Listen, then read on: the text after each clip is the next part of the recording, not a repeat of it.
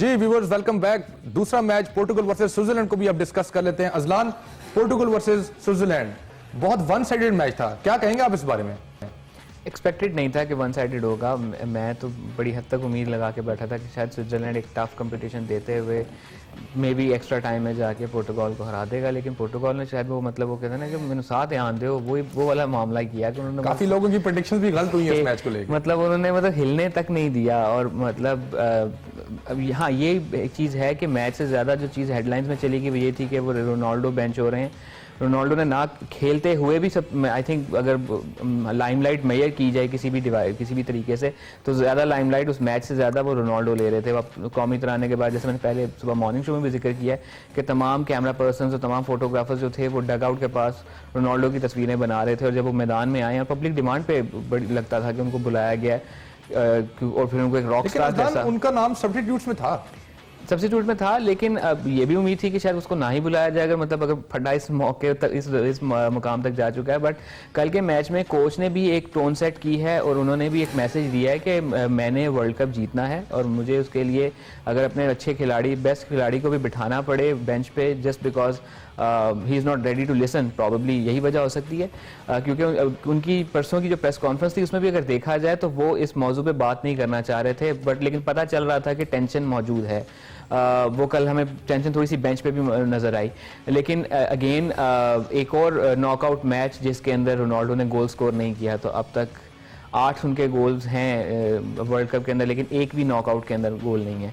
जबकि वो जो नया लड़का उन्होंने खिलाया रोमोस, उसने आई थिंक 60 ऑड मिनट्स के अंदर जो है 3 गोल कर लिए। जबकि Ronaldo is the first player in this world cup जिसने हैट्रिक स्कोर किया है। ऐसे ही है। काशिफ, मैं आपकी तरफ आना चाहूंगा। मुझे आप ये बताएं कि रोनाल्डो को बेंच कराने की असल वजह क्या है? क्या साउथ कोरिया और पोर्टुगल का जो ग्रुप स्टेज का मैच था उसमें कुछ तलकलामी हो गई थी मैनेजर और रोनाल्डो के बीच में? क्या ये उसी चीज को लेके उन्होंने उसको बेंच कराया या कोई और वजह है कि स्टार प्लेयर हैं, उन क्लोज कंपटीशंस का मल्ला स्टार्ट हो चुका हुआ है तो उनको वो सेमीफाइनल और इन जैसे कंपटीशंस के लिए बचाना चाह रहे थे? इसमें ना 2-3 पॉइंट्स हैं। अगर इसका आप प्री रिक्विजिट देखें ना तो रोनाल्डो का ये पूरा सीजन मैनचेस्टर यूनाइटेड के साथ भी थे जब तो एरिक टेन हैग ने उन्हें बेंच किया और उनकी वो परफॉर्मेंसेस नहीं थी। अगर आप ग्रुप स्टेजेस में भी देखें तो रोनाल्डो ने कुछ ऐसे गोल मिस किए, ऐसे टचेस लिए जो बिल्कुल लग रहा था कि मतलब अब जाहिर बात है, अब एक टाइम होता है, एक एज होती है, आपका एक पीक होता है, वो गुजर चुका है। अब जो रात को डिसीजन था गोंसालो रैमोस को खिलाने का, उससे पहले वो किसी लिस्ट में नहीं थे और कल रात को वो 3 गोल्स के साथ जो है वो गोल्डन बूट की रन में आ गए हैं।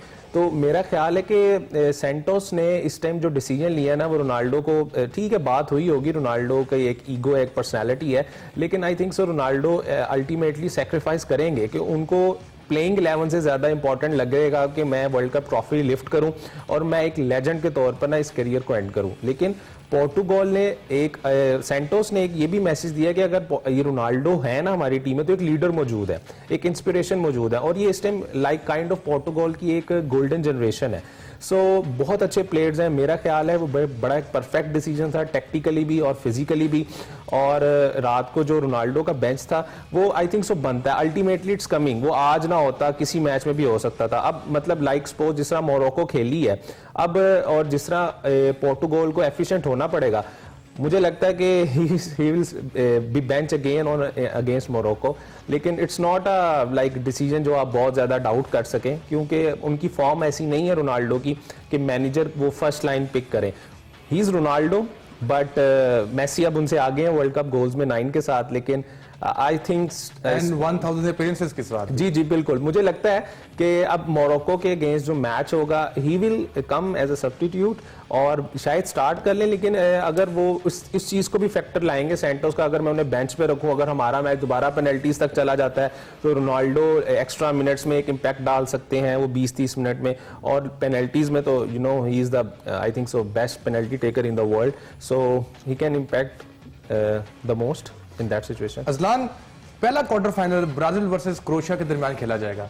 आप इस मैच को कैसे देख रहे हैं, क्या प्रेडिक्ट करेंगे आप इस मैच में? आई थिंक ब्राज़ील जो है वो थ्रू एंड थ्रू बहुत ज़बरदस्त फुटबॉल खेलती हुई आई है। वो किसी एक खिलाड़ी पे डिपेंडेंट नहीं रहे जो उनके मतलब south American counter part Argentina के साथ एक प्रॉब्लम है। उस चीज़ को जहन में रखते हुए अगर देखा जाए और वो बड़ी एक अच्छी फॉर्मिडेबल यूनिट बन के इस टूर्नामेंट में हमें नज़र आए हैं। आई थिंक क्रोएशिया के लिए ज़्यादा चांस नहीं होगा उनके अगेंस्ट। ब्राज़ील जो है पूरी तरह से डोमिनेट करते हुए गेम जो है जीत जाएगी। काशिफ, आप ब्राजील वर्सेस क्रोएशिया के मैच को कैसे देख रहे हैं? क्या एनालिसिस है आपके इस बारे में? और क्या प्रिडिक्ट करेंगे आप? मैं ये कहना चाहूंगा क्रोएशिया ना टेक्निकली स्मार्ट है, उन्होंने लाजमी बड़ी डेप्थ है इनकी, बड़ी डेप्थ है और उन्होंने ब्राजील की स्क्वाड में काफी डेप्थ है, लेकिन क्योंकि ये लास्ट वर्ल्ड कप फाइनलिस्ट रह चुके हैं जी, इस हवाले से जरा कंपेयर करके बताएं। वो टेक्निकली स्मार्ट है, उन्होंने कैमरून वाला मैच देखा होगा। ब्राजील जब ऑल ऑन अटैक जाता है, ठीक है उनका एक फ्लेयर है, लेकिन उनकी मिडल बिल्कुल खाली हो जाती है। टेनिलो आते हैं इनसाइड से कवर अप करने, लेकिन कैसेमीरो अकेले होते हैं। It's not an easy to beat Brazil, but Croatia अगर एक टैक्टिक के साथ जाए और एक राइट टाइम पे राइट प्रेसिंग के साथ, might be possible they have a chance, but I think so it's not a walk in the park for Brazil. It will be a tough match. Croatia is not an easy team to beat.